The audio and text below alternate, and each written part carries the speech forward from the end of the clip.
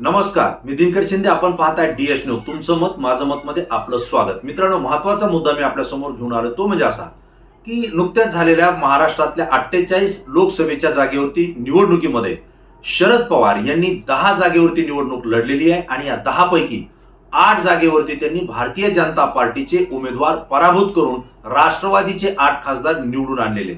मित्रांनो, यामध्ये जे 8 खासदार निवडून आणले त्यापैकी जर आपण थोडा विचार केला तर एक गोष्ट लक्षात येते की त्यापैकी 4 जागेवरती शरद पवार यांनी आपले जे उमेदवार दिले होते हे अत्यंत सामान्य कुटुंबातले होते आणि लोकांमध्ये मिसळणारे उमेदवार त्यांनी दिले होते. आणि विशेष हे जे सामान्य कुटुंबातले उमेदवार दिले होते यामध्ये भारतीय जनता पार्टीकडून प्रस्थापित आणि राजकीय दृष्ट्या अत्यंत प्रबळ दावेदार त्या ठिकाणी उमेदवार दिलेले होते. त्यांच्या विरोधात शरद पवार यांच्या राष्ट्रवादीकडून सामान्य उमेदवार देण्यात आले होते. त्यांनीच त्या प्रस्थापितांचा पराभव केलेला आहे. यामध्ये जर आपण विचार केला तर अहमदनगर या ठिकाणी सुजय विखे पाटील, जे की महाराष्ट्राचे महत्वाचे जबाबदार मंत्री असलेले राधाकृष्ण विखे पाटील यांचे ते चिरंजीव आहेत आणि विशेष म्हणजे ते विद्यमान खासदार आहेत. अनेक कारखाने आहेत आणि संस्था आहेत, उद्योगपती ते आहेत आणि त्यांच्या विरोधात कोणीही मातब्बार आर्थिकदृष्ट्या ताकदवान जरी असता तरी तो उमेदवार त्यांच्या विरोधात लढणं शक्य नव्हतं आणि जरी तो लढला तरी तो विजयी होऊ शकत नव्हता, कारण त्या ठिकाणी धनशक्ती मोठ्या प्रमाणावर होती. या धनशक्तीच्या विरोधात जनशक्तीच फक्त त्या ठिकाणी लढा देऊ शकत होती हे शरद पवारांनी जाणलं आणि म्हणून त्या ठिकाणी सामान्य कुटुंबातले निलेश लंके यांना सुजय विखे यांच्या विरोधात त्या ठिकाणी राष्ट्रवादी काँग्रेसकडून उभा केलं. सामान्य जनतेनं आपल्या माणसाला समजून निलेश लंके यांना मतदान केलं आणि त्या ठिकाणी कुणाचीही अपेक्षा नसताना सुजय विखे पाटील हे पराभूत झाले आणि निलेश लंके हे आमदार त्या ठिकाणी खासदार झाले. हे चित्र आपण पाहिलेलं आहे. दुसरा जर विचार आपण केला तर बीड या लोकसभा मतदारसंघामध्ये भारतीय जनता पार्टीच्या राष्ट्रीय सरचिटणीस असलेल्या आणि महाराष्ट्राच्या माजी मंत्री असलेल्या पंकजाताई मुंडे यांना भारतीय जनता पार्टीनं उमेदवारी दिली होती. पंकजाताई मुंडे ह्या लोकनेते गोपीनाथराव मुंडे यांच्या कन्या आहेत. त्यांच्या भगिनी प्रीतमताई मुंडे या 2 वेळेस खासदार आहेत आणि विशेषतः त्यांचेच भाऊ असलेले धनंजय मुंडे हे आज महाराष्ट्राचे कृषी मंत्री आणि बीड जिल्ह्याचे पालकमंत्री सुद्धा आहेत. एवढ्या सगळ्या ताकद आणि शक्ती ही पंकजाताईंच्या पाठीमागे उभा होती. अशा वेळेला त्यांच्या समोर कोणता उमेदवार त्या ठिकाणी टिकाव लागेल या प्रश्नामध्ये असताना शरदचंद्र पवार यांनी सामान्य कुटुंबातल्या बजरंग सोनवणे यांना त्या ठिकाणी उमेदवारी दिली आणि बजरंग सोनवणे यांनी पंकजाताई मुंडे यांचा पराभव केला, कारण सामान्य जनता ही बजरंग सोनवणेंच्या पाठीमागे उभा राहिली आणि त्या ठिकाणी पुन्हा एकदा धनशक्ती विरुद्ध जनशक्ती हा लढा झाला. त्याला जातीय रंग सुद्धा मिळाला, परंतु पंकजाताई मुंडे यांचा त्या ठिकाणी पराभव होऊन बजरंग सोनवणे हे त्या ठिकाणी खासदार झाले. तिसरा मतदारसंघ जर आपण विचार केला तर तो आहे भिवंडी या मतदारसंघामध्ये केंद्रीय राज्यमंत्री असलेले कपिल पाटील यांना भारतीय जनता पार्टीनं पुन्हा एकदा मैदानात उतरवलं होतं आणि त्यांच्या विरोधात नेमकं कोणाला उमेदवारी द्यायची हा प्रश्न असताना आणि कपिल पाटील यांचा पराभवच होणार नाही. कपिल पाटील यांनी सुद्धा चॅलेंज त्या ठिकाणी दिलं होतं की माझा पराभव कोणी करू शकणार नाही. अशा वेळेला शरद पवार यांनी त्या ठिकाणी बाळ्या मामा म्हणजे सुरेश म्हात्रे यांना राष्ट्रवादी काँग्रेसकडून उमेदवारी दिली आणि मित्रांनो, या ठिकाणी सुद्धा केंद्रीय राज्यमंत्री असलेले कपिल पाटील यांचा दारुण पराभव झाला आणि बाळ्या मामा हे सामान्य कुटुंबातले सामान्य माणसात मिसळणारा उमेदवार खासदार म्हणून त्या ठिकाणी राष्ट्रवादीकडून विजयी झाला. चौथा मतदारसंघ येतो तो म्हणजे दिंडोरी या मतदारसंघामध्ये केंद्रीय मंत्री असलेल्या भारती पवार यांना पुन्हा एकदा भारतीय जनता पार्टीनं उमेदवारी दिली होती आणि त्यांच्याही विरोधात कोणीही उभा राहिला तर तो विजयी होऊ शकत नाही, कारण त्यांच्या बाजूला भारतीय जनता पार्टी होती. त्यानंतर राष्ट्रवादी काँग्रेसचे छगनराव भुजबळ हेही त्या ठिकाणी महाराष्ट्रातले मातब्बर मंत्री होते आणि काँग्रेस शिवसेना एकनाथराव शिंदे यांचाही गट त्यांच्या पाठीमागे उभा होता.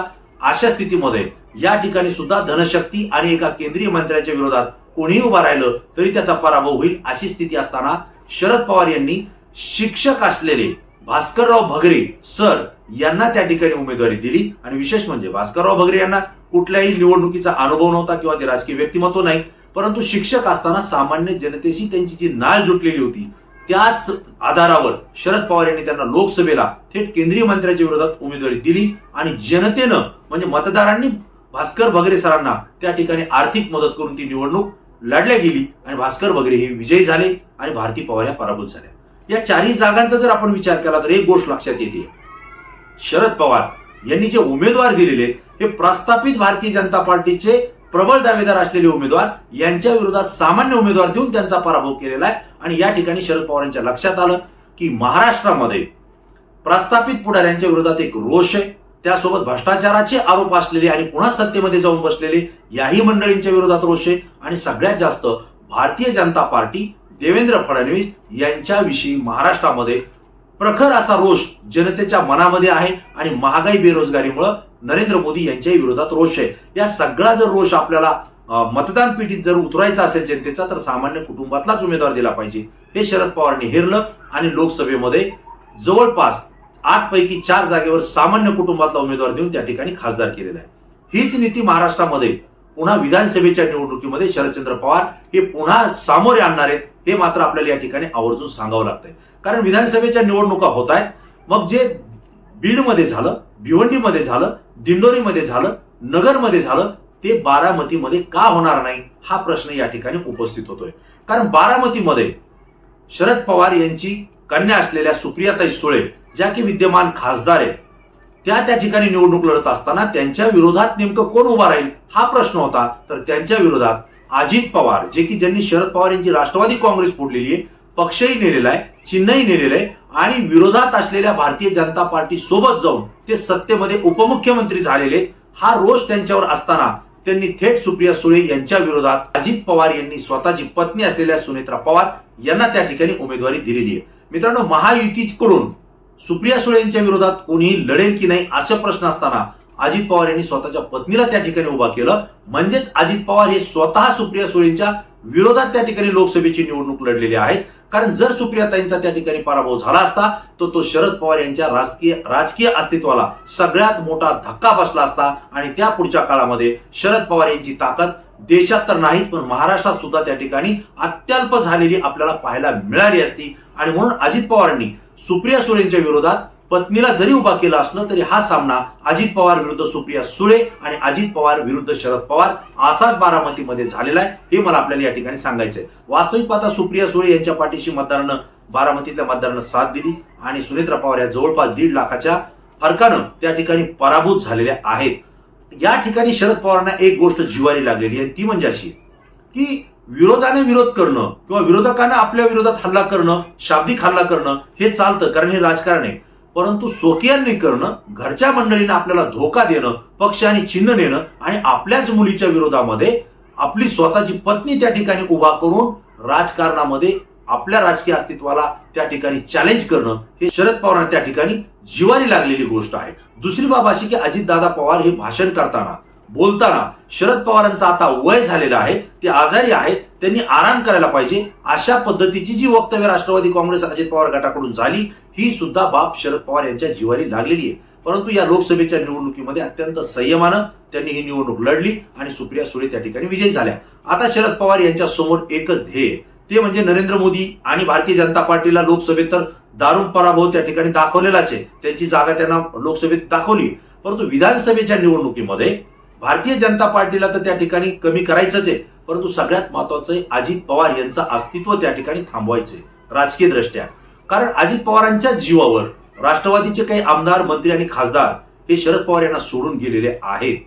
अजित पवार यांचा जर विधानसभेमध्ये पराभव झाला तर अजित पवार यांच्या सोबत गेलेले जे आमदार, मंत्री आणि खासदार आहेत यांचा सुद्धा राजकीय अस्तित्वाचा मोठा गंभीर प्रश्न निर्माण होणार आहे. आणि म्हणून ज्यांच्या जीवावर ते उड्या मारतायत त्याच अजित पवारांना विधानसभेमध्ये रोखणं हे शरद पवार यांच्या दृष्टीनं अत्यंत महत्वाचं झालेलं आहे. आणि त्यामुळे बारामतीकडे शरद पवार यांनी आपलं लक्ष वेधलेलं आहे, त्या ठिकाणी दौराही सुरू केलेला आहे. आणि या ठिकाणी अजितदादा पवार हे काही आता लहान व्यक्तिमत्व नाही, सामान्य व्यक्तिमत्व नाही, कारण राष्ट्रवादी काँग्रेसचे राष्ट्रीय अध्यक्ष आहेत, महाराष्ट्राचे ते उपमुख्यमंत्री आहेत आणि सातत्यानं विधानसभेमध्ये, विधान भवनामध्ये महत्वाच्या मंत्रिपदावर ते काम करतात. आजही ते अर्थमंत्री आहेत, अनेक कारखाने आहेत, उद्योग आहेत. अशा उमेदवाराला म्हणजे अजित पवार यांना टक्कर देण्यासाठी बारामतीमध्ये सामान्य कुटुंबातला उमेदवार शरद पवार पुढे करतील असं या ठिकाणी माझं मत आहे. त्याचं कारणही असं आहे की ज्या ज्या ठिकाणी प्रस्थापितांच्या विरोधात त्यांनी सामान्य उमेदवार दिले त्या ठिकाणी जनतेने त्या सामान्यांना निवडून आणलेले, प्रस्थापितांना हादरा दिलेला आहे. तोच हादरा बारामतीमध्ये अजित पवारांना बसणार आहे. कारण शरद पवार हे त्या ठिकाणी सामान्य कुटुंबातला आणि सामान्य माणसामध्ये मिसळणारा हा उमेदवार त्या ठिकाणी देण्याच्या तयारीत आहेत. मग ते युगेंद्र पवार असतील किंवा युगेंद्र पवारांना सध्या पुढे करून शरद पवार एक सामान्य कुटुंबातला कुठला तरी दुसराच उमेदवार समोर देऊन एक पुन्हा धक्का तंत्राचा वापर करतील असं चित्र आपल्याला बारामती विधानसभा मतदारसंघामध्ये पाहायला मिळतंय. आणि म्हणून मी आपल्याला जो या ठिकाणी मुद्दा सांगतोय की बीडमध्ये, भिवंडीमध्ये, दिंडोरीमध्ये आणि अहमदनगरमध्ये ज्या प्रस्थापितांना धक्का देण्याचं काम शरद पवारांनी केलेलं आहे सामान्य उमेदवाराच्या माध्यमातून, तेच आता बारामतीमध्ये अजित पवारांच्या बाबतीत शरदचंद्र पवार हे आपल्या राष्ट्रवादीकडून सामान्य उमेदवार देऊन पुन्हा तीच परिस्थिती करतील आणि अजित पवार यांचा त्या ठिकाणी दारुण पराभव होऊ शकतो, अशी स्थिती बारामतीमध्ये शरद पवार यांनी निर्माण केलेली आहे आणि त्या पद्धतीने त्यांच्या हालचाली सुरू आहेत. मित्रांनो, ही जी माहिती आहे, हा जो मुद्दा आहे, मी आपल्या समोर या ठिकाणी व्यक्त केलेला आहे. तुम्हाला काय वाटतं की ज्या 4 मतदारसंघामध्ये जे घडलं ते बारामती घडेल का? आणि जर बारामतीमध्ये जर घडणार असेल तर अजित पवार यांचा त्या ठिकाणी सामान्य उमेदवार पराभव करेल का? तुम्हाला काय वाटतं? तुमचं उत्तर तात्काळ द्या, कारण तुमची प्रतिक्रिया आमच्यासाठी अत्यंत महत्वाची, कारण ती अत्यंत अभ्यासू असते आणि संपूर्ण महाराष्ट्रातून असते. मित्रांनो, पुन्हा नवीन विषय, नवीन मुद्दा घेऊन आपल्या समोर येईल. तोपर्यंत धन्यवाद.